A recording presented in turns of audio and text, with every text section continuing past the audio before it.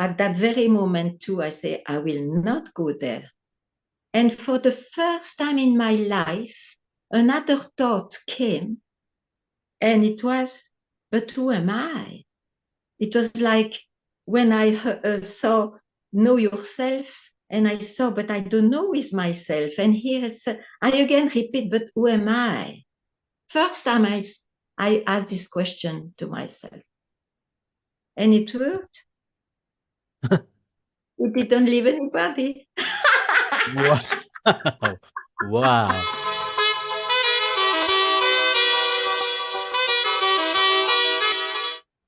Welcome to Silent Sage Speak, the podcast where timeless wisdom meets the present moment. I'm your host, Sukhdev, Virdee, and in each episode, we delve into the profound teachings of non-dual masters, those who have transcended the boundaries of duality and revealed the simplicity of existence. Join us on this journey beyond words as we explore the essence of being with those who have realized the truth that goes beyond language, beyond thought. Open your mind, silence your chatter, and let the wisdom of silent sages resonate within you. Today, my guest is from the small holiday town of Algesur in Portugal. She is someone who walked all the way from Belgium to India in her early 20s in search of a spiritual master. Her master, Sri Poonja, also known as Papaji, was a direct disciple of Sri Ramana Maharshi, and today she herself holds satsangs both online and offline. She guides others on the path of non-duality and self-realization, which she's been doing since 1998. I'd like to welcome to the show Ganga. Welcome to the show, Ganga. Thank you so much for this welcome, really. You're welcome. It is actually an honor for me to be even talking to you. You have no idea. I am so happy and so grateful for you to take out this time to be on this show with me. I feel blessed to be actually talking to you. Uh, your story is so intriguing.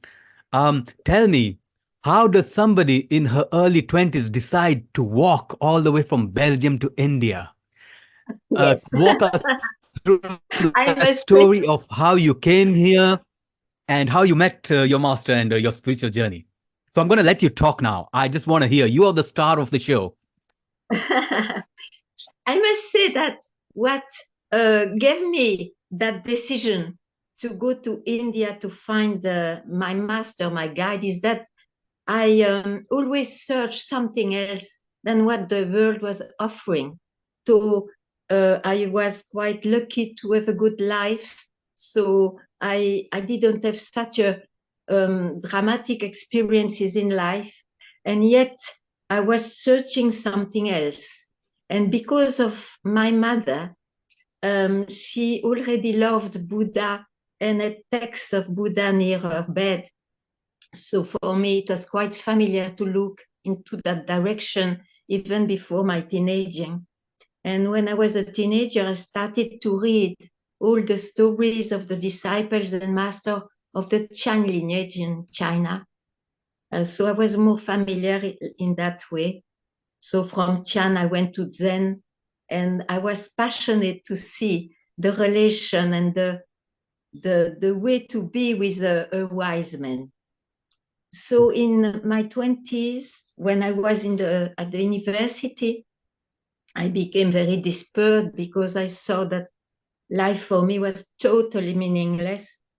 And I tried so many things that was offered at that time. You know, it was 1968, it was 7 and 6. So they were the beatniks with their spirit of discovering other cultures, other poetries, other things which were not so visible.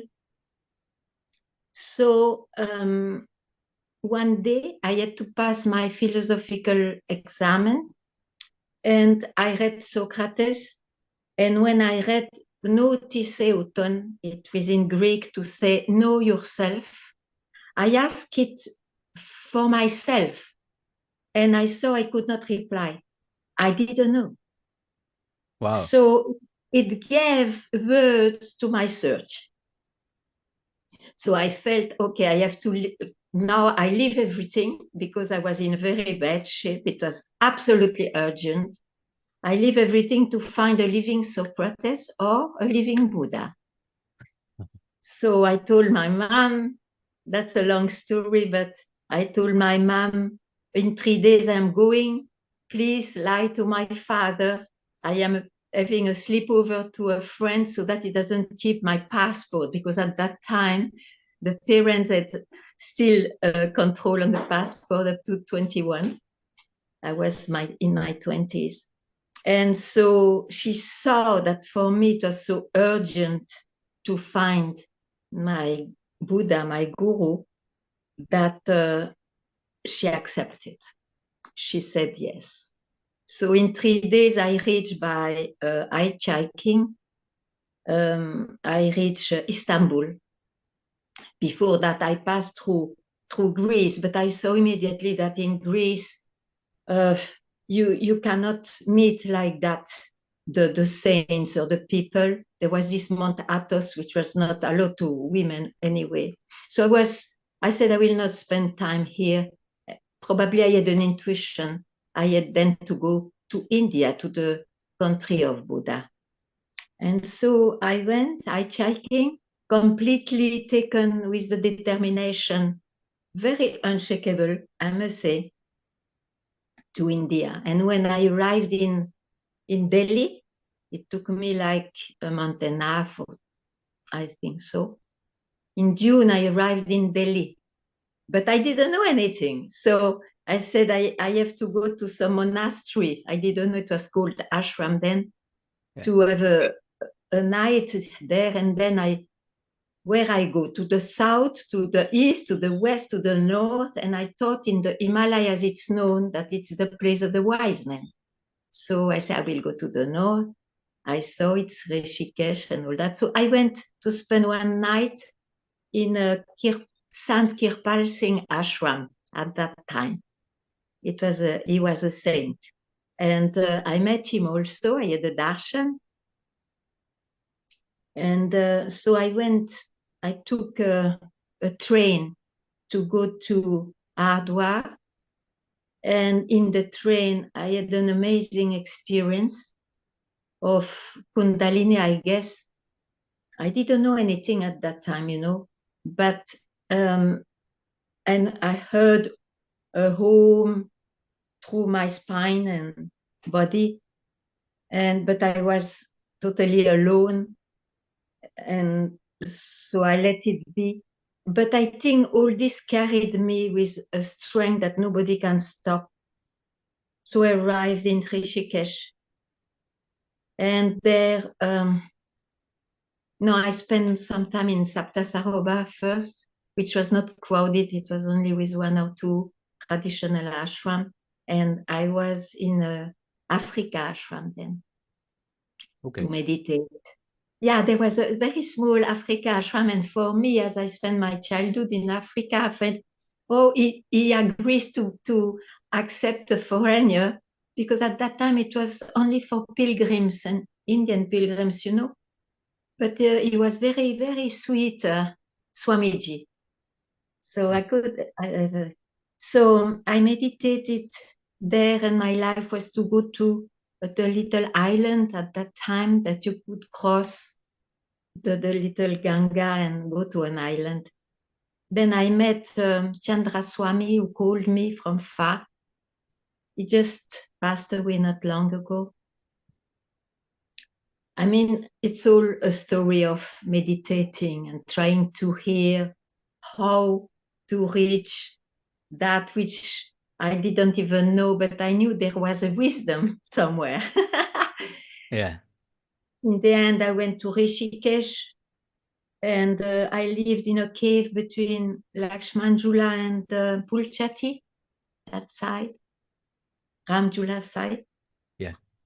And but 6 months passed, and I didn't have any more money. The visa was finished, but I didn't find the purpose of my trip. I didn't find. So I said, there is no way I go back. So my last rupee I will spend in something I loved very much, which was a chai, in a very small chai shop, which disappeared today, from where you could see the Ganga. And there I had just a book of Kabir in hand on the table took my chai, knowing it's the last one, not knowing what's next, but for some reason I had no fear. And then a man comes to me, and he was in white dhoti. I remember it was beginning of December, so cold. He had a white towel on his head, and he just came and said, "Do you need any help, my dear child?" I looked at him and I said, "No, no, thank you. No, thank you very much," because I wanted to see by myself. I heard already a few swamis and I was confused. Shall I go in or shall I go out? Or I didn't know the direction because everybody gave some other direction. Yeah. Telling always it's the truth that way. Anyway, so I thanked him. Okay. And he left. But he said to me, "If you need me, I am at the Ganga at 5 in the morning. I always sit there." So the next day, I didn't think of him. I made my life, which was to go to the Ganga, to have a dip, to wash my clothes, my unique dress, and to meditate, to try to meditate. But the night, so the next night, that face came to me in the night, telling, "Who knows if it is not me that you search? Who knows if I am not him?" So I went immediately at 5 at the Ganga. He was already sitting there. So I came, he laughed, we laughed. And I sat in front of him and he had his back a bit on the Ganga. He was there, the Ganga was flowing like this. And so he asked me, "What do you want?" I said, "Cosmic consciousness. But if you know more, I want that more." And he said, "What do you do for that?" "I meditate." "Show me." And I closed my eyes. When I opened my eyes, he fulfilled my wish. Oh, it's so simple. I just looked. The sky, there were a bird, the flowing Ganga, him sitting. So I bowed to his feet. And just after he said, "Now you go." So how can I go? I was searching for you. You are my master. How can I go? Then he said, "No, you go. When you will need, I will come." So I had to leave. I kissed the trees near the cave. I went back. I was at the same time totally ecstatic and totally disturbed. I didn't know anything about that man, anything. Anyway, so I decided that the only thing we had in common was the place where we met. So I took my things and came back there where we met and stayed there, decided to wait for him there. It could be all my life, but doesn't matter. Happily, there was a small tree with a small shade. So I went there and I waited there for 8 months, I think now. Uh-huh. And then he came after 8 months. I just turned my back. It was sunset. He was coming. So like that. Then I stayed with him. So like that, yeah. So it's a bit legendary now for me, Yeah.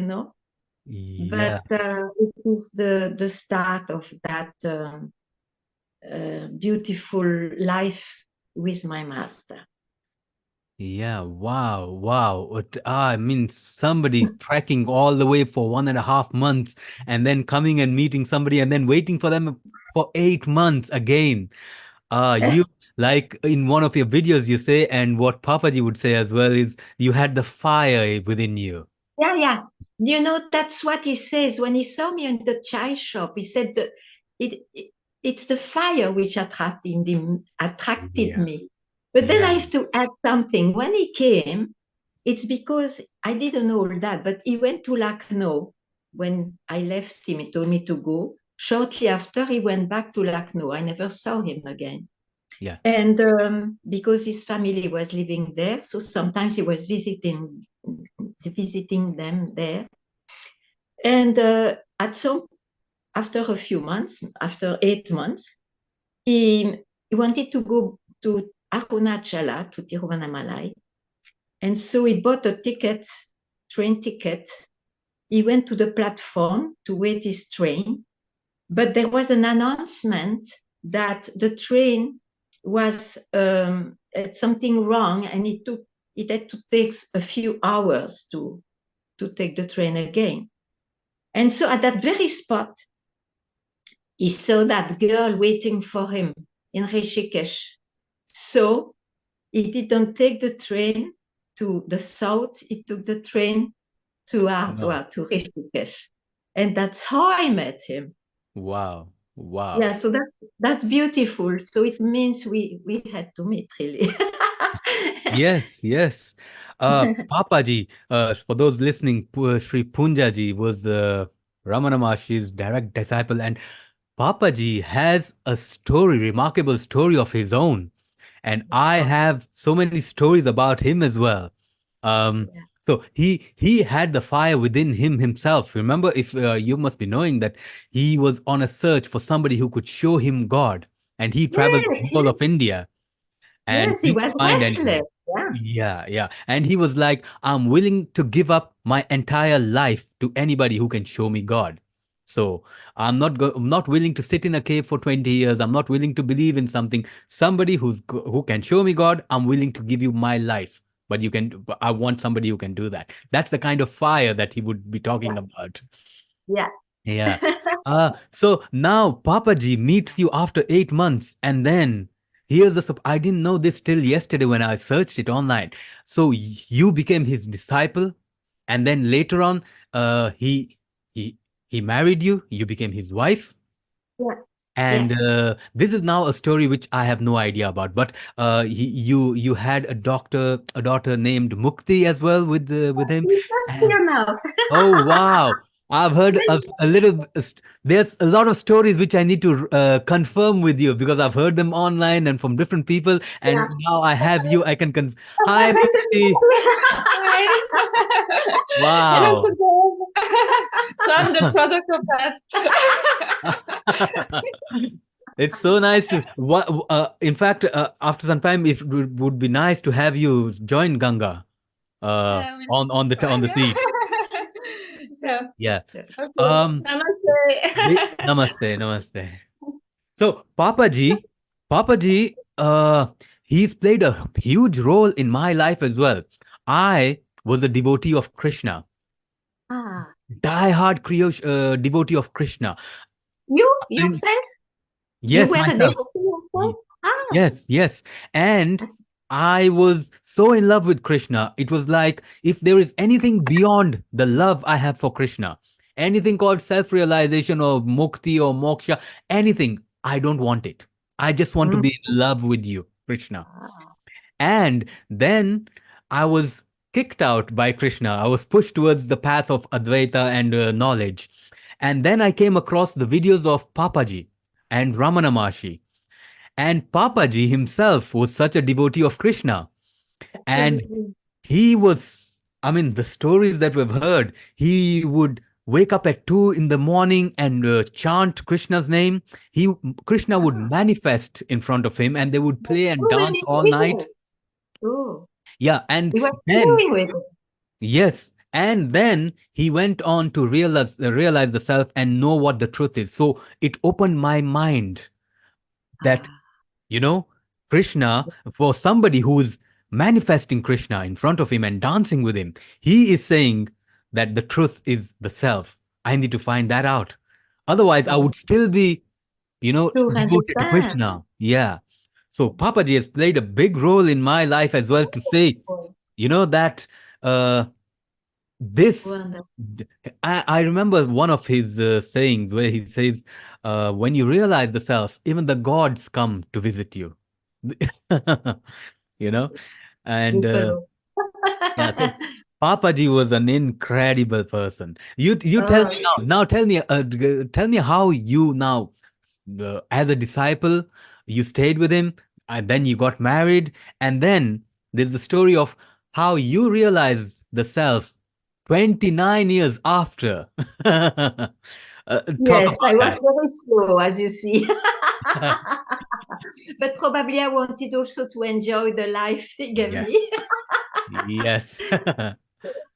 Anyway, I had a very extraordinary life with him. You can imagine, you already can see in Nothing Ever Happened in those books how he manifested situations which are not ordinary in this life anyway. Yes. Yes. So I had, yeah, it was extraordinary also to have human intimacy with him, to have a child, and so on.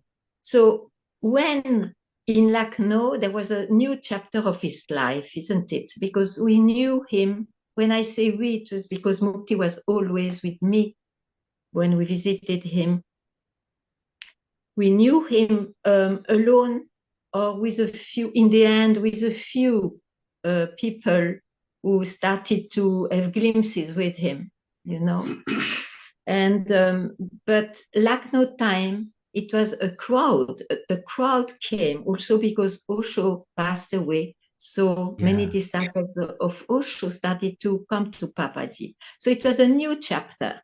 And imagine he was 80 years old and 80. full energy, full on he was. Yeah. Yeah. Just to give satsang as we know them on the video. Before it was just in the life while walking, while making tea, while whatever, you know.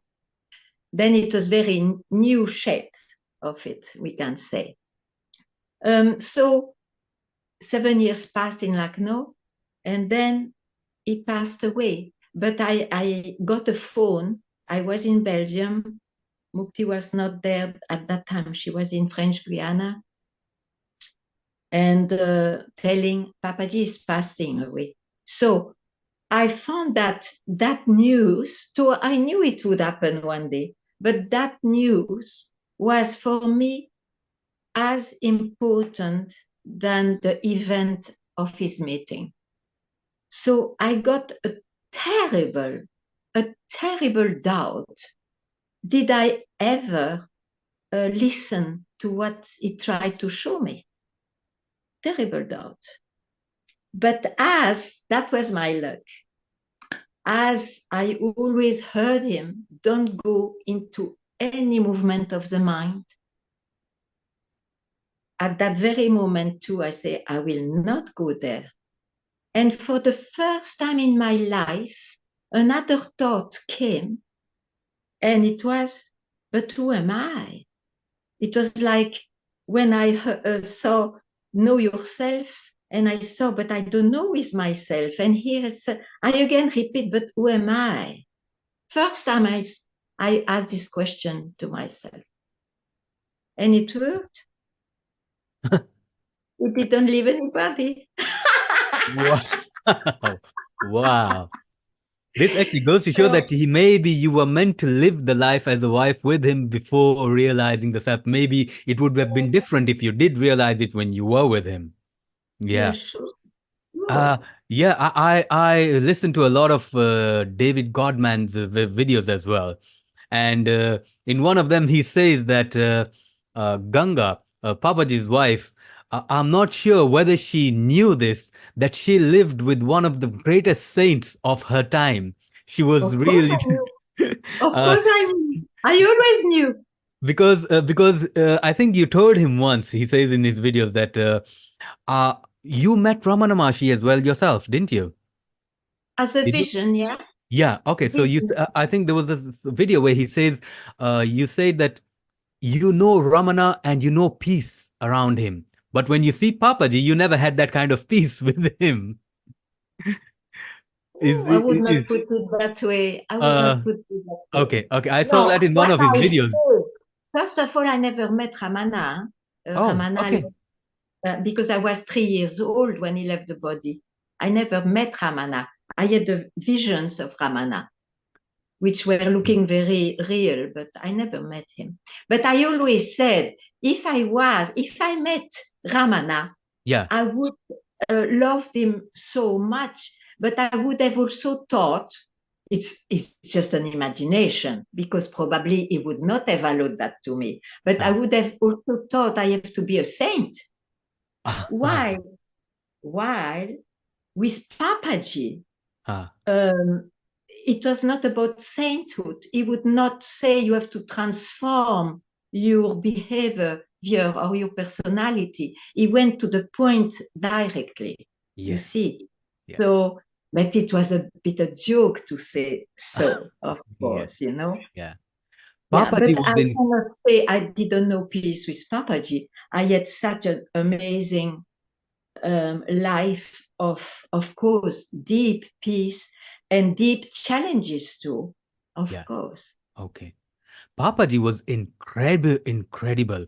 I'll tell you, even today, if you go and see the videos of Papaji and you compare them to the other non-dual masters out there, what other people, how they guide them, they take, maybe somebody might take 15, 20 minutes, 30 minutes.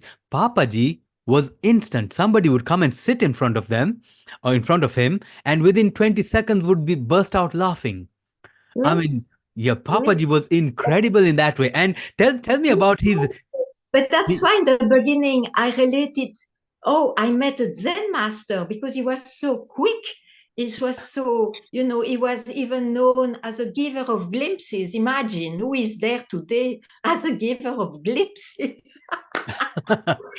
was the power of his being, which were stopping the mind in no time.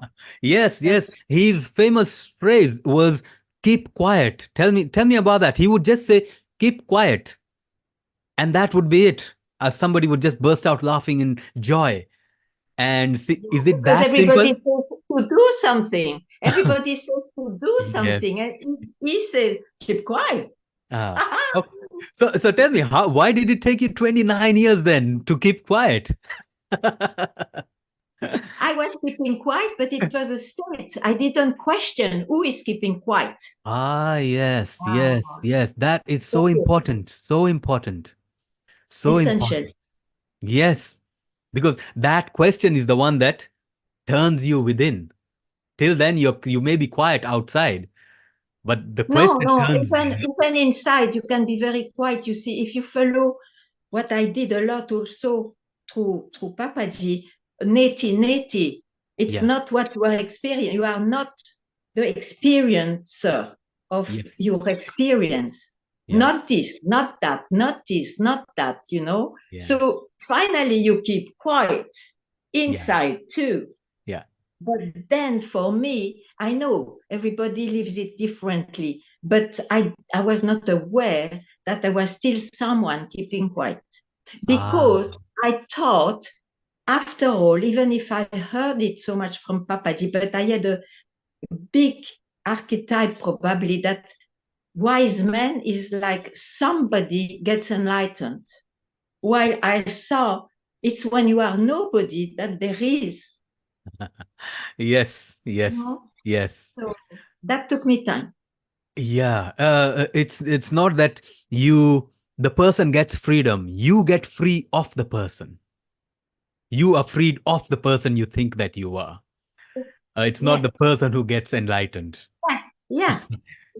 So tell me now, Ganga, now after the realization, and this is great that you remember the exact moment that this happened and you realized it.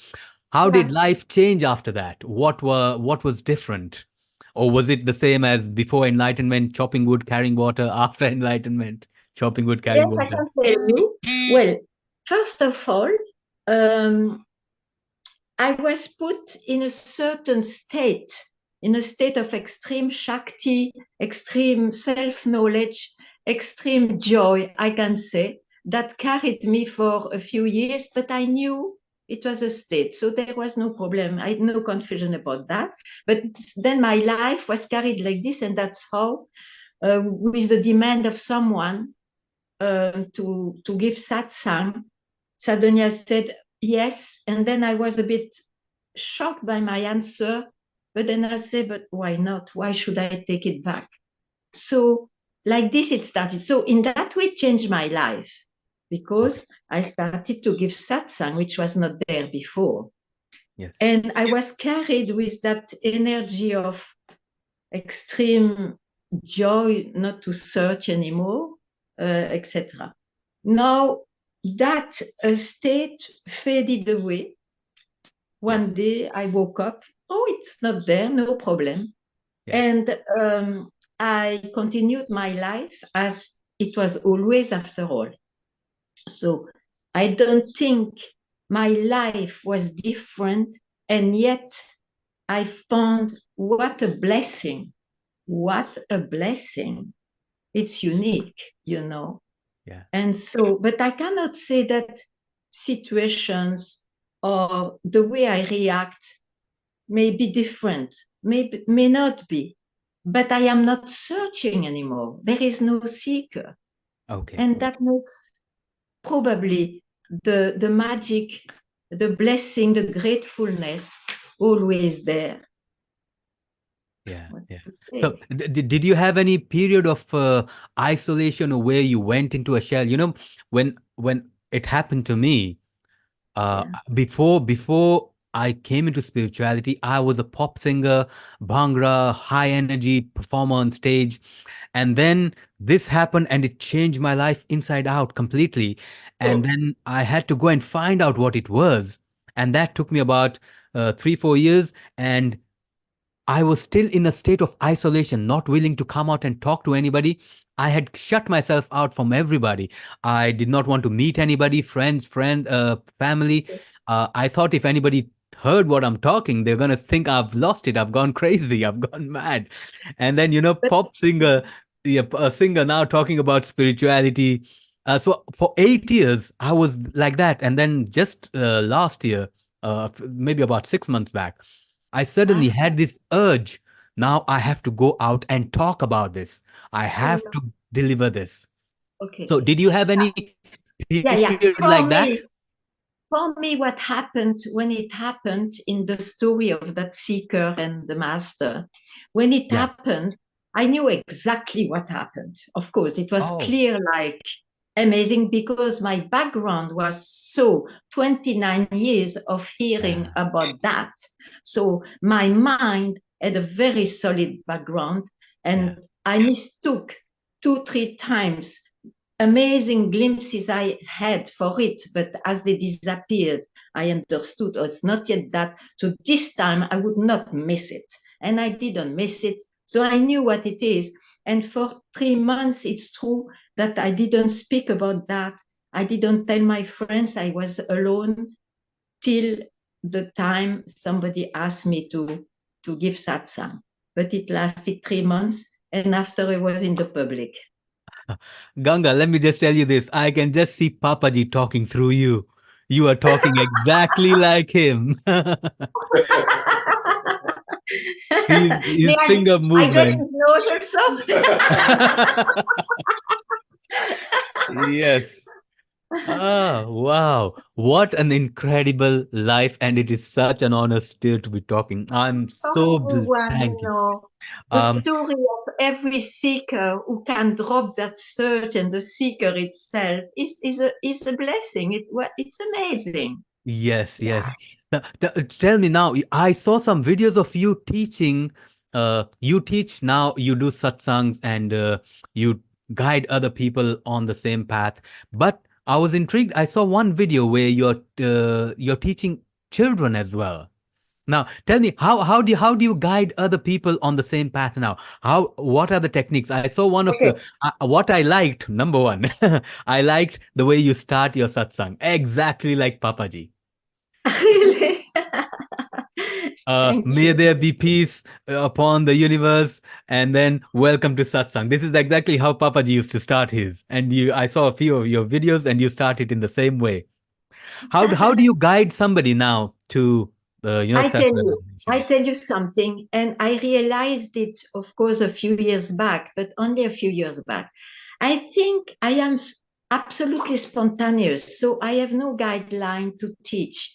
But what I saw is that my 29 years with Papaji, I was not aware of that, but I accompanied him. I saw him how he works. I saw him how it happens, understanding or not understanding it. I have been bathing. So he gave me the tool how to teach, but in a Yeah. natural way. I didn't know that at that time. But now I see that this spontaneity is because I must have learned that in that way Yes. then. You Yes. see? So of course we are probably also different, but I know that that confidence, that directness, I just saw that it's the only way it works because it's the only way I saw. So I Yeah. cannot do differently, and I don't know how I do it. I just respond to the demand, to the Ah. demand. Yeah, yeah. It's almost like me as well. Now, if somebody told me to speak about non-duality or Advaita Vedanta or the self or anything, I have nothing to say. But then Yeah, if you ask me a question, then I can answer it. And then yeah, I I exactly. I actually listen to my answer as I'm speaking it because I'm speaking it for the first time. It's not a thought. So I listen to Yes, myself as well. So I understand what you're saying. very Um, nice. And like this, you will speak. You see, you don't need to think. You yes. just have to respond to the demand. Yeah, To and the I love what Papaji used to say is uh, whenever I'm speaking in satsang, it is always my master speaking through me. The day I feel it is Papaji speaking, I will stop. I will not speak any longer. It is my master speaking through me. So, do you feel something similar? Like Papaji is talking through you sometimes? I have those experiences, less Yeah. and less, but surely who is Papaji? It is Yes. yourself. Ah, It is yourself. And yes. of course, who else speaks in satsang, Ah, in the demand of that? It's the yeah. self. Yeah. And for me, of course, in my story, and I'm deeply, extremely, essentially grateful to that, it took the shape to speak to me. The self took that shape, that Papaji's shape for me. But it's the self Yeah, which speaks. 24. So now you've been doing it for about 26 years. You are a true master at that as well as a satsang master. So uh, I went onto your website and for all those watching, I will put the links down. It's gangamirasatsang.com.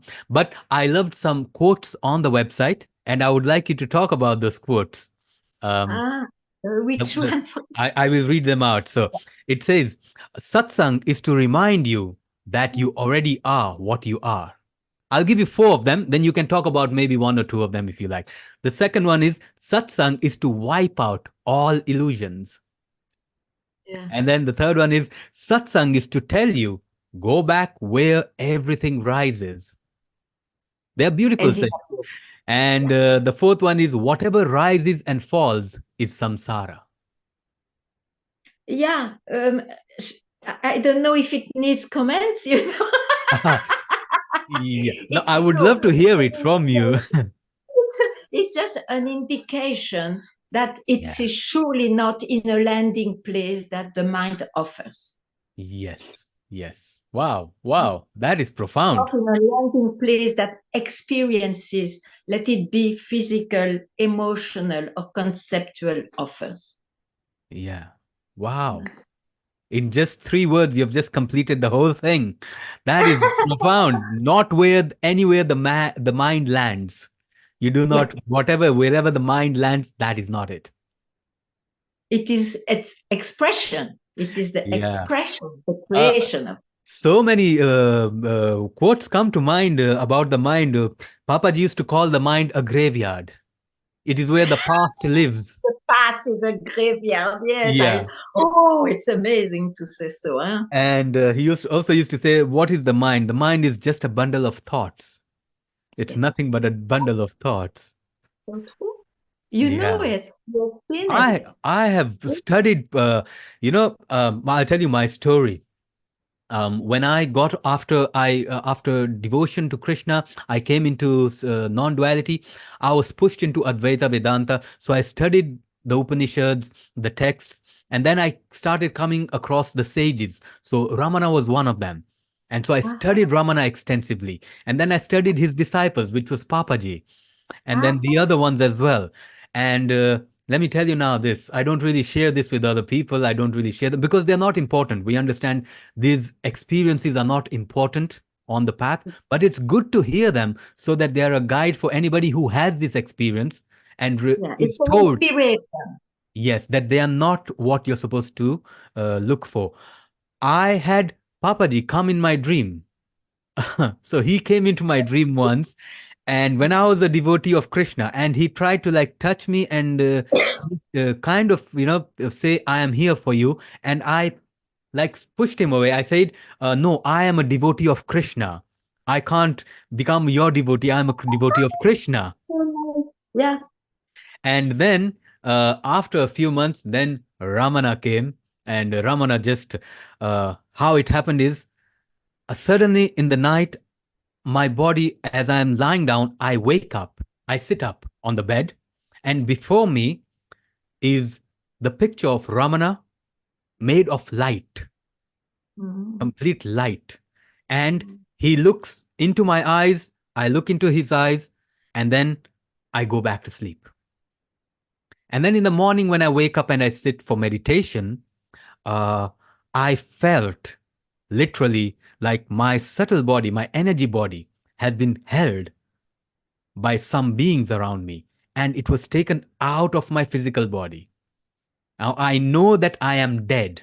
My physical body is dead. I know that.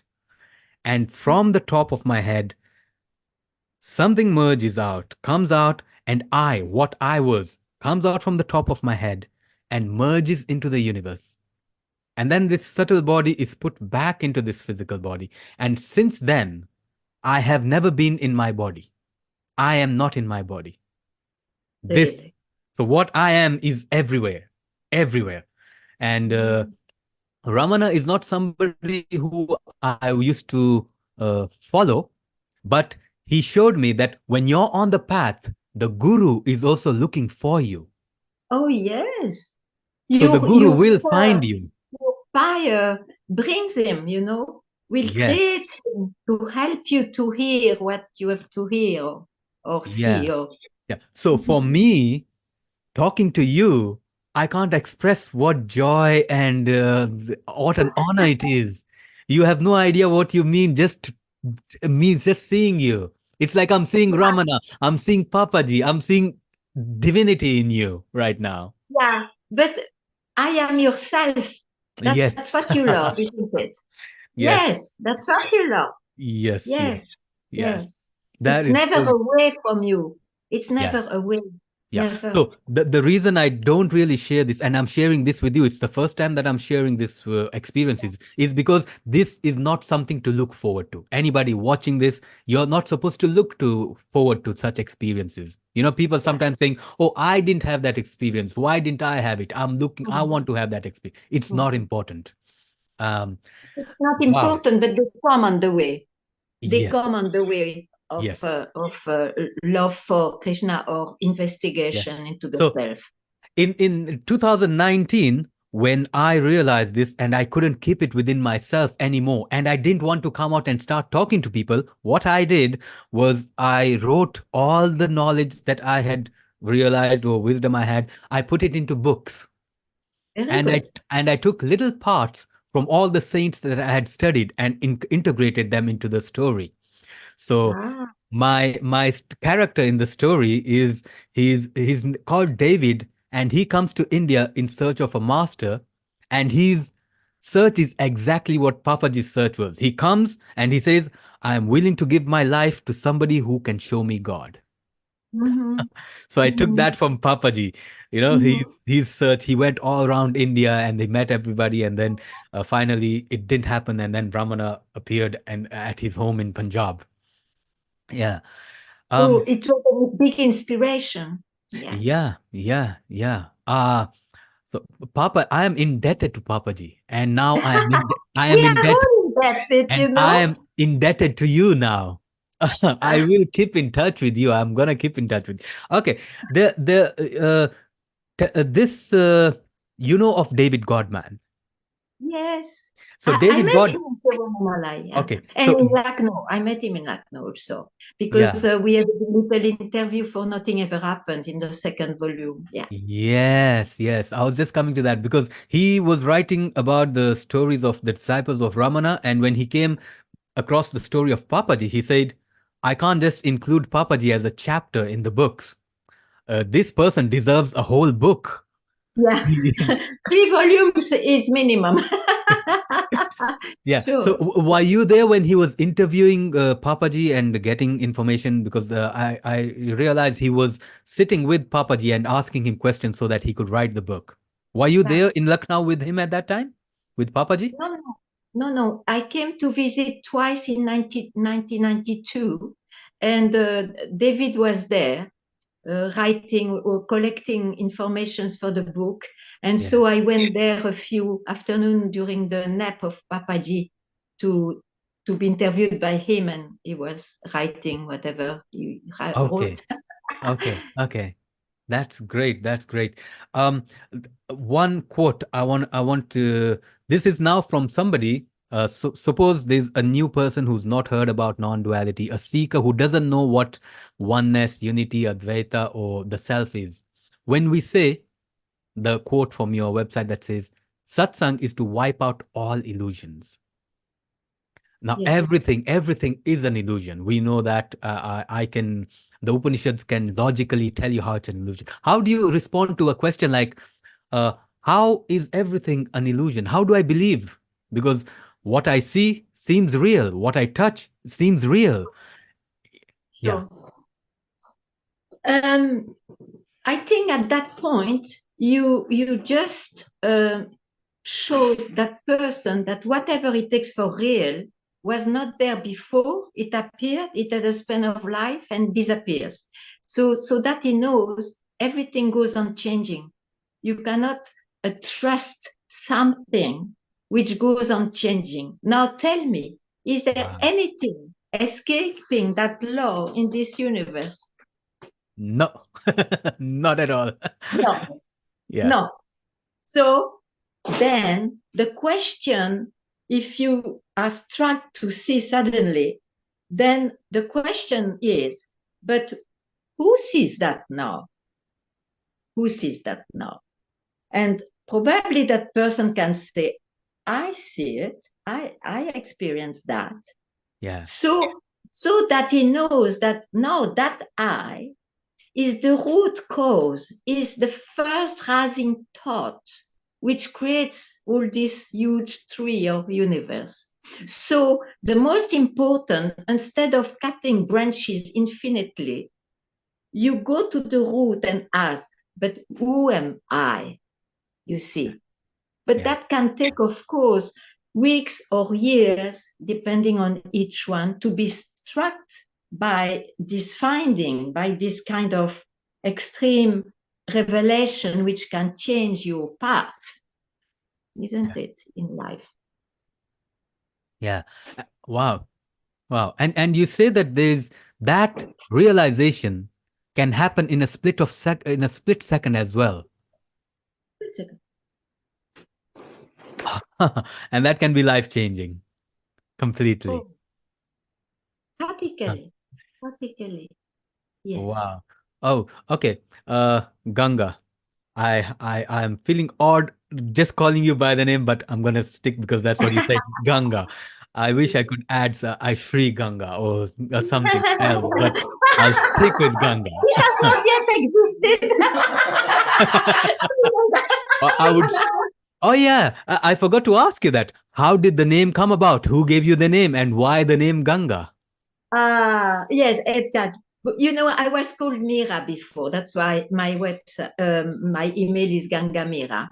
Yeah. But Mira, because people call me like this when I was waiting for Papaji, because the people around, the pilgrims, or people who gave me food, because so beautiful people were giving me food. You know, I was in a certain samadhic state probably. Yeah. And they call up a cheese like the Mira of Rajasthan. Oh, You know, wow. she comes from the West. She must be rich and well from the West at that time. It was like this idea. Yeah. And she left everything for the sake of God. So they called me Mira. And when Papaji came after 8 months, um, he saw those people who gave me food. And so he spoke to them and they said, yeah, Mira. And so he loved the name Mira because he loved, of course, the devotee of Krishna Yeah. in that story. So I was called Mira. But, you know, I don't remember now if it was in 2000, it was around that.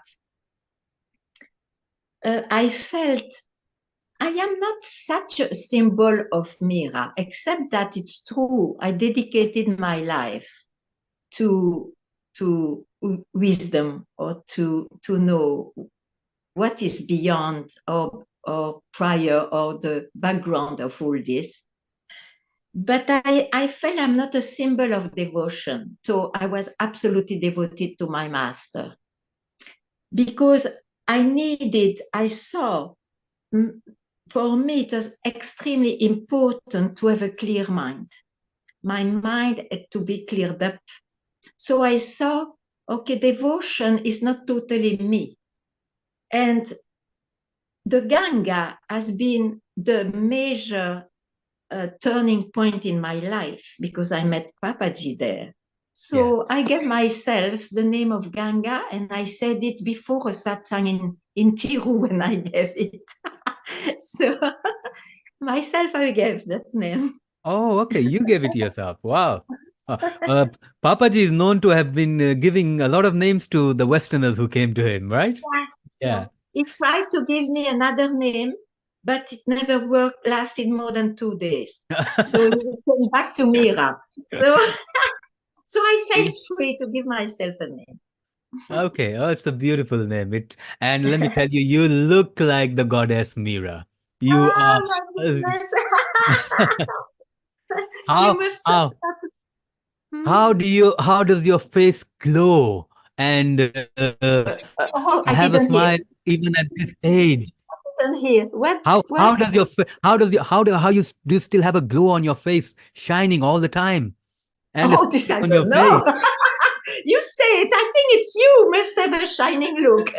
No. I must say, I wish when I get to your age, I still look as good as you because Okay, I laugh. Maybe that's it. It has no age to laugh, you know. yeah. I love I laughing. was interviewing somebody else last week, and I asked them what their favorite quote was, and they said the one that comes to mind is I think from Buddha, and he says, "All there is left to do is to laugh.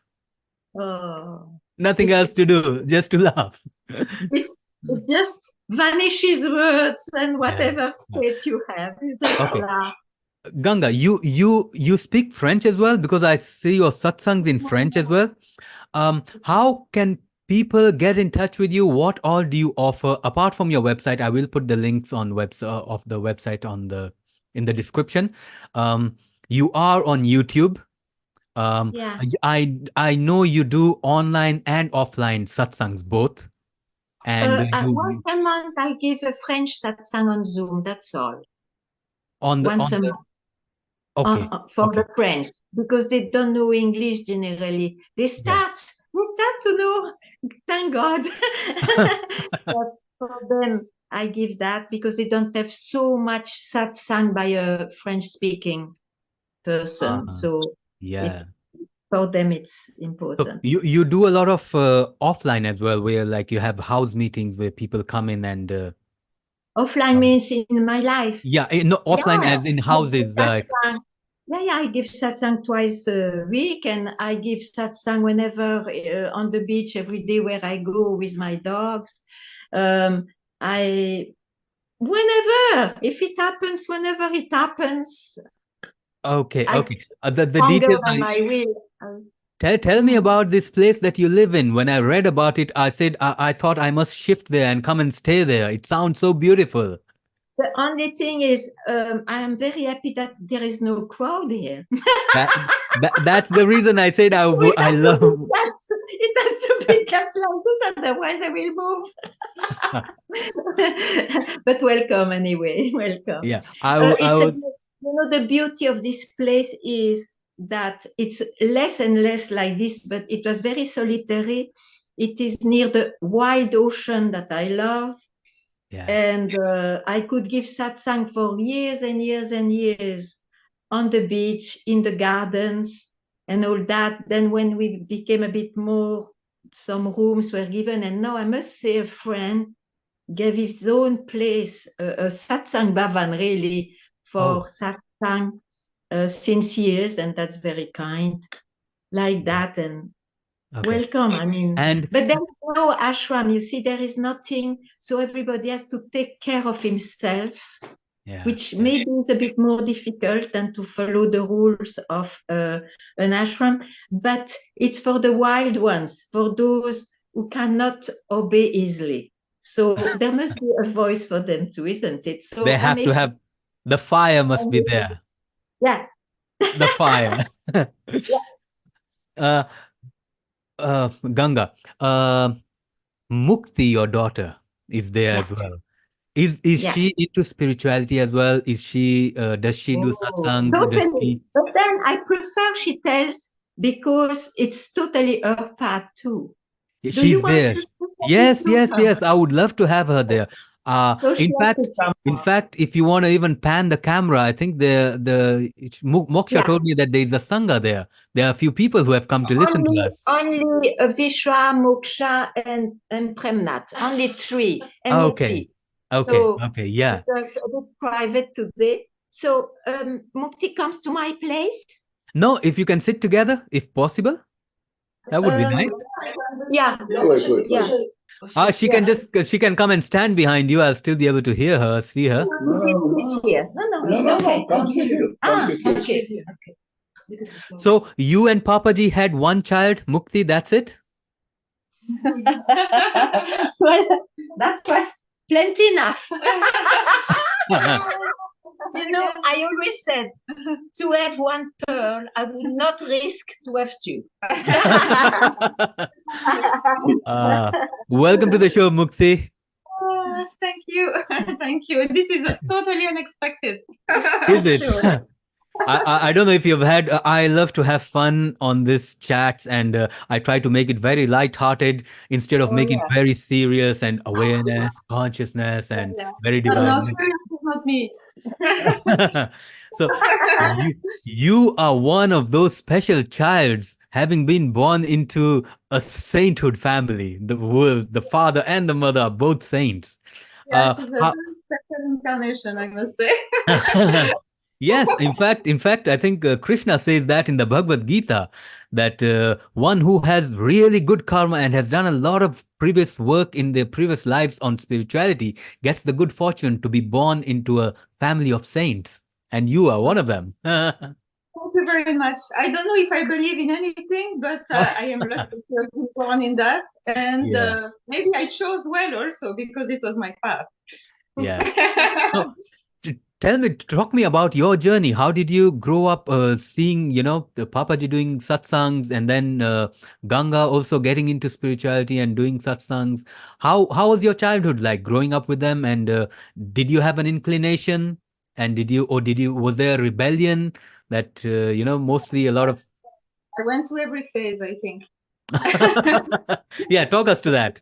Through that. I can say my childhood was wonderful. I had a wonderful father, and I can say spirituality was totally in my norm. It was for me. I didn't know anything else, And he gave me the love of Krishna from very young age. So I adored Krishna and I played with him. He was my companion for all my childhood, until I was 9 years old, and I saw a statue of Krishna, and I said to my dad, but this is only a form. And then for the first time, he was very angry with me. because, you know, I saw him as a manifestation of something instead of seeing it as my own self. So therefore, of course, then it started my own journey more consciously and a bit more rebellious, I can say. At the age of 9. Yeah. That was at Yeah, the age of 9. Wow. at the age of 9, I started to be more conscious of things. And at the age of 15, I had a big glimpse that changed my life. For sure. In a train. Oh. In a train from Amsterdam to Brussels. Would you be comfortable talking about it, or is it would I? Yeah, I think yeah, suddenly my mind stopped. My mind stopped, and I saw that I was still myself, even if everything stopped around me. Wow. So from then on, it was a very strong experience for a month. I could not sleep, and I saw that, yeah, who I was in fact. But in a way, I saw who I was, but I made an experience out of it. So this had to go also, and there was also fear. But then my father was, yeah, he came as my master also. He was present for that. Yeah. Wow, wow. So do you accompany Ganga on her satsangs? Do you add on some of your insights to I think seekers who she doesn't come? add it to anything, I think.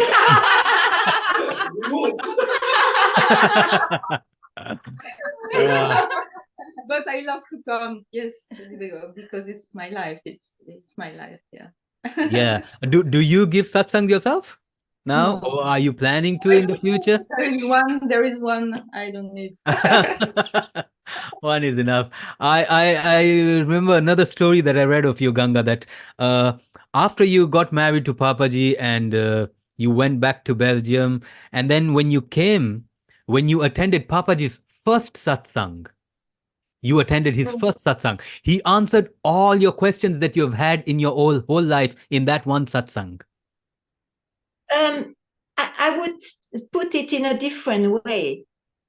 In one satsang, he gave the answer of all my years with him, answers and questions to everybody in one satsang, because to me, he was answering to one question by one question, and sometimes big glimpses blowing all the small experiences of understanding. Wow. So I saw that in Lucknow, in one satsang, he pointed out to the richness and singleness of it in one satsang. Yeah, yeah. And you're a grandmother now as well. Yeah, yeah. And they came to satsang for 5 minutes every day, because I was giving every day at that time satsang. Yeah. And it was just very, very simple. They said a bit quiet. Sometimes they said something, but they heard the essential in one sentence. And they were getting a beautiful prasad. So they left always very happily. Mukti, do they come up to you and ask, what is the nanny talking about? What is she saying? Do they have questions? My dad is a total seeker. Yes, satsangs with her in the mornings in general. Sure. And my granddaughter, she doesn't show it now because she's busy with so many things. But when needed, she speaks like, whoa, wow, amazing. Yeah, it's like I have a 15-year-old boy as well, and so when I talk to him, he seems to understand everything. And in 2019, when I wrote my last book, it was titled "The Power of Nothing," and so he told me, "Dad, you should have left the book empty."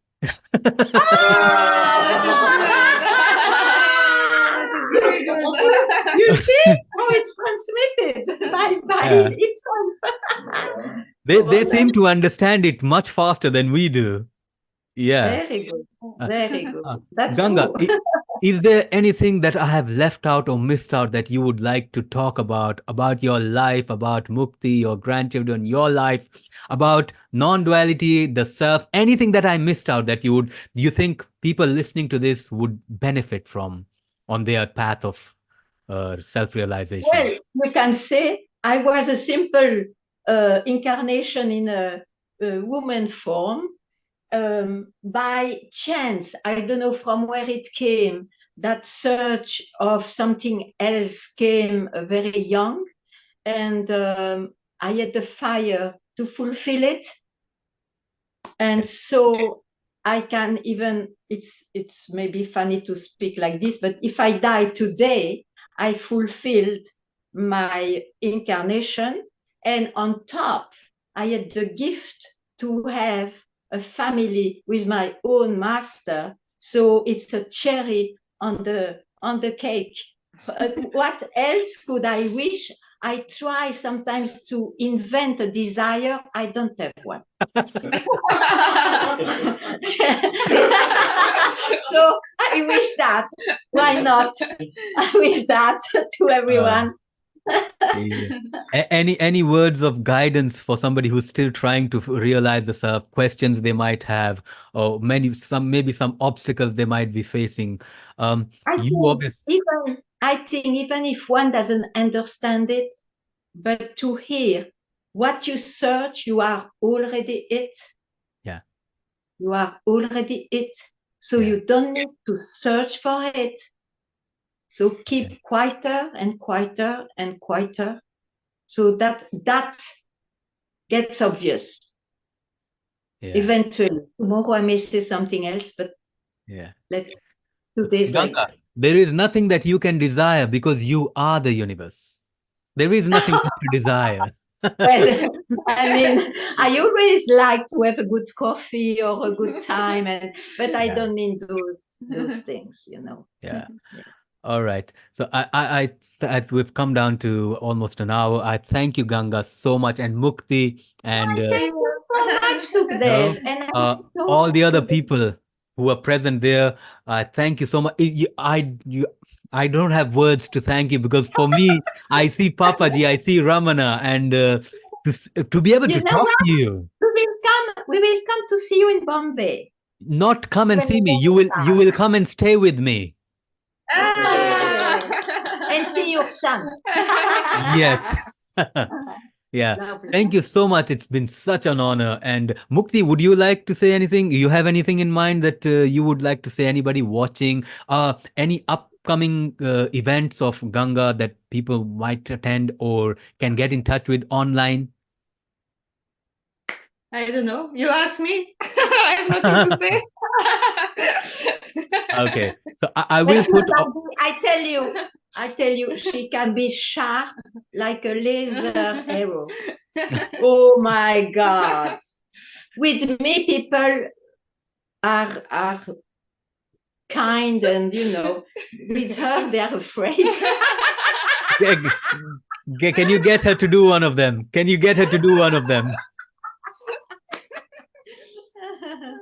And I wish you the best, Sukhdev. I wish you the best.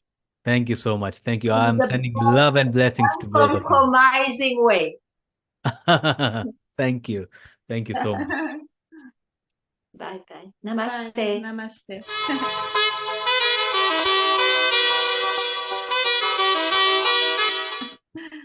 All right. We'll cut it there.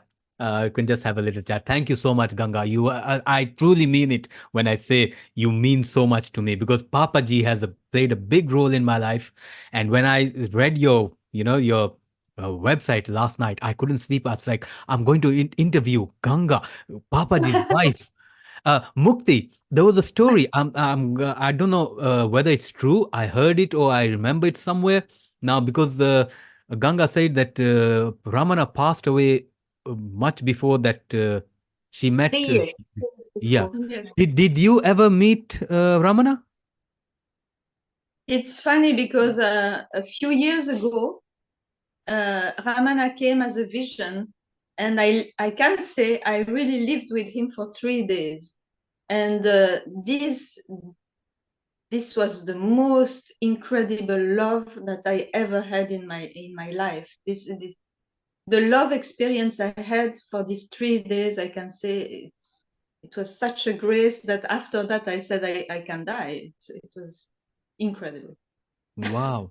Why didn't you mention this? Can I put this in? Can I add this in the podcast?